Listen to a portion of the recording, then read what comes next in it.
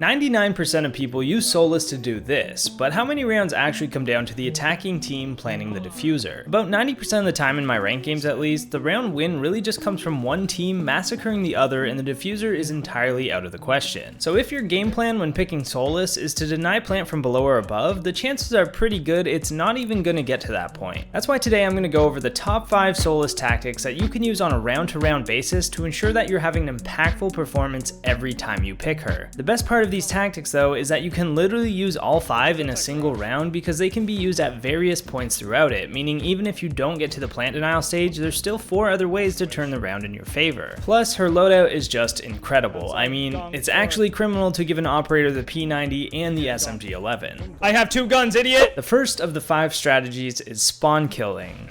Drones. Before the round even starts, you can have a major impact with Solis by hunting down as many drones as you can, which includes the elaborate art of drone spawn killing. Because our scanner is such a far distance, you can walk up to the exterior entrances and see drones coming out of spawn. Drones spawn in much closer to the building than the actual attackers themselves, meaning Solis can see those drones right away in most cases. When you know where they're at, you can shoot a piece out of the barricade or punch it and take out the drone. I especially like doing this because typically the players who drone the most are the ones who keep their drones outside the building so that they can save them for later. By taking these drones out, you're impairing the people that want them the most and getting the best out of your prep phase. Now, spawn killing drones is only the start. Prep phase also gives you the time to find drones inside the building that would be set up for flank watch, cut cams, or just general info on a room. Touring through the building in a combination of spawn kills and clapping pre-placed drones is the most effective way to spend your prep phase. The key takeaway here is you want to spend the entire prep phase finding and shooting as many drones as you can. It doesn't make sense for any other operator to be doing this, and collectively your 4 other teammates should be the ones setting up the site. Even if they don't, which is pretty common, I know, it's not the worst thing in the world and you can always make a bad setup work. Cutting the attacker's info in half by taking out 5 drones is going to be extremely more valuable than missing a couple reinforcements. So once your prep phase is ended and you're actually heading into the round, what are the next steps to take to keep the pressure on and increase your winning chances? Before you even get into the action, the gunfights, the wild Solis tactics, you need to know one of her most valuable assets, which is just information. Her gadget shows you every enemy electronic, meaning you know where the drones are coming from, where the hard breach is going down, what's claymored, what's air jabbed,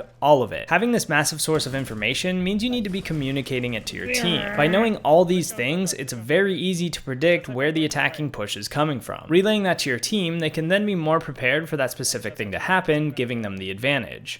Bomb's down front door. Bomb's still down front door. If he walks in, if he goes to get it, I'll kill him.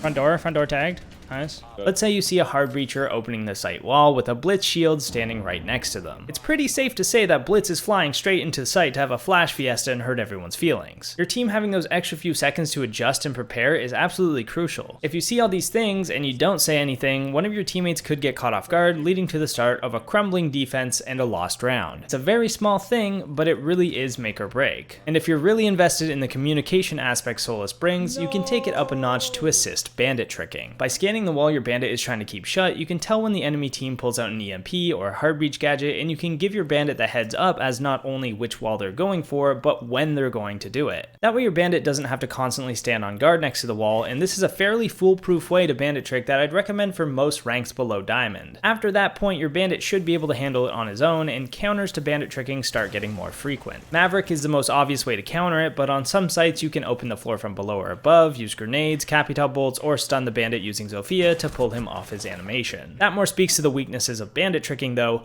not Solis herself. If any of those things happen, just give up the wall and preserve your life. Once you're done with the calling and the calming, it's finally time to get some action in and get active in the round. And that all starts with the flank. Flanking is one of Solis's specialties, as she can tell when she's coming into the sight line of an enemy drone. This is the point at which you have multiple options. You can 1. Shoot the flank drone and continue to flank. This is in my opinion the worst option of the 3. The reason being, once you've shot the flank drone, they're gonna call out that you're flanking, and one of the attackers will hold the flank and have an advantage in the fight knowing where you are, without you knowing where they'll be. Option 2 is to shoot the flank drone and wait. Waiting 30 seconds to a minute or more after shooting the drone and then flanking again makes it much less likely that the attacking team will be prepared for it. If they have multiple flank routes they're exposed to and no info on any of them, over the course of that time you could have picked a new flank route to come from or simply decided that you're not going to flank at all. This lack of awareness makes the late flank unpredictable and a very very solid option. The third choice is to watch the drone and wait to see if it turns off. If an attacker switches from that drone to another or stops watching them completely, then the drone will disappear from your scanner. If that happens, you're able to walk past it without the enemy spotting you, and you've successfully pulled off a flank despite the fact that they had a flank cam set up watching the area. In this circumstance, the players themselves won't be ready for the flank to come out, and you should be able to pick up a free kill or two. This is a game-changing play that not only could put you in a position to win the round, but stir up some conflict within the other team, and that's always a good thing. Flanking using Solis is only part one of this tip though. The second part is drone dodging. Drone dodging is a specific skill that only Solis has, and it allows her to track where the enemy drone is traveling and sneakily shift her way into a position that has previously been cleared by the drone already. There is absolutely no way I've just witnessed that. That is absolutely bollocks. This works best against solo players who are trying to clear an area out on their own without the help of a teammate. While it's a good, reliable, and fairly consistent strategy, it's quite difficult for a single player to make an area 100% safe to enter on their own. Once Solis is in the picture though, it becomes nearly impossible, and the worst part is you don't even realize until it's too late. As Solis, when you see an enemy droning, do your best to hide from it completely. Once it's out of your range is when you're able to make your move on the clueless droning attacker. The trick here is to keep as quiet as possible. If they hear you move, they know where you are, so it's not only visibility that's important, but audio too. Once you're in the safety of the already droned out room, you can either wait for the attacker to enter thinking it's completely clear, netting you the kill, or you can visibly see where they're droning from and try to take them out. However, if you decide to go this route, be very careful because if there's more than just the one single person, you might be throwing your life away instead. The safest bet is to play patiently and wait for them to come to you, but it's definitely more satisfying to get aggressive and find out if they've got any games on their phone. Tackle dead. The highlight of all this though is having the knowledge that the attackers don't have information on you. As any other character, it's sometimes difficult to tell whether or not the attacking team knows where you are or what you're doing. This can make for indecisiveness, lack of confidence, or even overconfidence. Knowing that they know you're flanking allows you to make plays based on your knowledge that they know. And if you know that they don't know, you can confidently make the play knowing they won't be prepared for it. With Solis, you practically always have the upper hand to make the right decision based on your information of what information the attacking team has. That in itself is an incredible ability. Another benefit to this already incredible ability is strategy number 4, which are runouts. Runouts have always been a classic tactic in Rainbow Six, but now they're at their peak strength with the help of Solis. Hopping out a window for a runout with any other operator results in taking the chance of being blasted by a claymore or launched into another continent by an air jab. You don't have to have these fears anymore though with the help of Solis. Like I mentioned earlier, claymores and air jabs are considered electronics, meaning Solis can see those with her gadget. This lets you plan ahead of time if you want to run out of an area or not based on the circumstances. If there's no run out denial at all, it's a great strategy to just impact the door and go exploding out right after. By the time they react to the sound of the explosion, they'll already have 30 rounds of a P90 mag in their forehead and be sent to the graveyard to watch the cameras that don't exist because yeah, Solis already shot those too. This might be a little more difficult for console and controller players, but seeing which side the claymore is placed on underneath a window allows you to actually shoot it while you hop out the window and avoid it entirely. Those hop outs that the attackers think are completely safe are the exact same ones that Solis will use to break them down. Typically as an attacker you'd be expecting to at least hear an impact grenade go off or some sort of cue that it's no longer safe, but Solis completely changes that with a 100%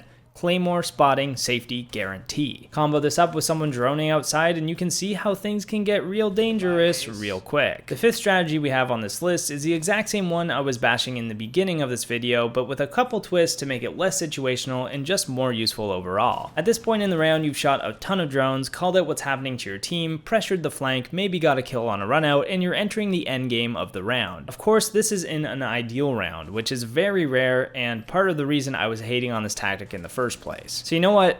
Scrap all that. Let's just talk about using verticality with Solis and how you can actually use it consistently. Verticality is a bonus feature in my opinion. It's not going to happen all the time, it's not always going to work, but when it does, it's extremely impactful and very, very satisfying. The first part of verticality, whether it's from above or below, is positioning. You can't play vertically if you're playing in an area that you're not actually able to shoot through the floor. That's kind of obvious, but it needs to be said. If you're really committed to this strategy, pick a spot where it's common for attackers to come through and play below or above that spot. For example, a lot of people will come into the garage on Oregon and then drone from here. Placing yourself above garage and armory at the start of the round will allow you to easily shoot this player through the floor. That being said, I've probably tried to do that about 10 times throughout recording this video, and not a single time did somebody go in and actually drone from inside garage. At least in my rank, people are very cautious of Solis ruining their day and won't make that simple mistake. The reason I'm not a super fan of this is because Solis's other 4 strategies that we already talked about are so influential, and doing this instead is a high risk behavior that takes away from the opportunities to perform the others. That doesn't mean it's a terrible strategy, I just think it's something to consider. The strongest way to execute this is definitely during the plant phase though, so let's actually talk about it, even though it doesn't happen a whole lot. So you can see where the diffuser is being planted in impact, shotgun, or just straight shoot through the floor to kill the planter, stop the plant, and repeat the process until you've theoretically won the round. Doing this is heavily dependent on not only the bomb site, but the situation you're in within the round. In a 1v2, this is a great strategy to use. If they don't know you're above or below the site, then you're almost guaranteed to get 1 kill when they go for the plant the first time, putting you in a 1v1, which is much easier to win.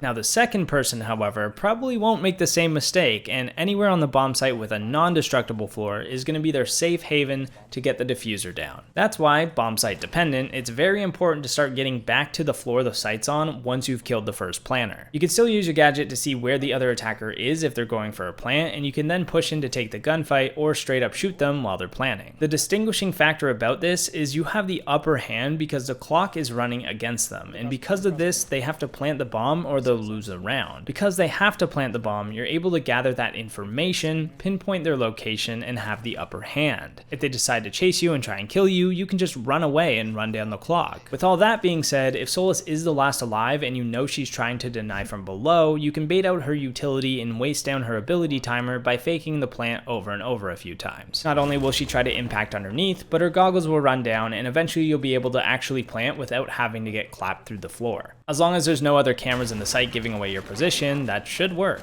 Either that, or if you have enough time on the clock, you can go hunt her down and kill her while she stares at the ceiling waiting for the bomb to be planted with her ability out. If the clock is low, one last option is to bait her with the plant while another teammate hops down and kills her. If she's above the bomb site, however, you're probably screwed. These 5 strategies combined together in a seemingly unlimited amount of ways makes Solis one of the top defenders right now. She definitely thrives more in a team environment compared to a solo one, so keep that in mind when taking her on. With all that being said, if for whatever reason you think Solis is terrible still, let me know why, because I really do not understand that perspective. I really appreciate that you've stuck through this video, so let me know you've made it by commenting the operator you think is too weak right now and what you would do to make them better. Personally, I think Grim is still a pile of hot garbage, and making his gadget less risky to use while making the bees cover a larger area would be a good place to start with him. Liking the video is always appreciated, and have a great day.